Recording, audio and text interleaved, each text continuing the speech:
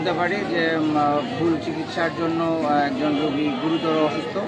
আমরা তখন যৌথ অভিযানে আমাদের সেনাবাহিনী সহ আমরা ডোমার থানা পুলিশ আমরা এখানে আসার পর আমরা দ্রুত রোগীকে রংপুর মেডিকেল কলেজে প্রেরণের জন্য দ্রুত ব্যবস্থা গ্রহণ করি এবং অ্যাম্বুলেন্স যোগে আমরা রংপুর মেডিকেল কলেজে প্রেরণ করি।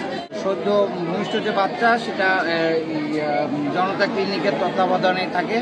পরবর্তীতে অবস্থা স্বাভাবিক হলে পুলিশ সদস্যগণ এবং সেনাবাহিনীর সদস্যগণ যার নিজস্ব ডিউটিতে চলে যায়।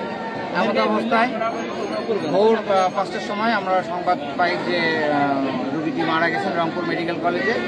এমন অবস্থায় আমরা রোগী নিয়ে তারা ক্লিনিকের সামনে আসছে। আমরা আইন শৃঙ্খলা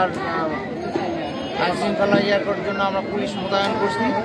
এখন তারা এজাহার প্রদান করলে আমরা আইনগত ব্যবস্থা গ্রহণ করি। 3 জন আটক আছে, 2 জন নার্স এবং একজন ডক্টর প্রাথমিক জিজ্ঞাসাবাদের জন্য আটক আছে।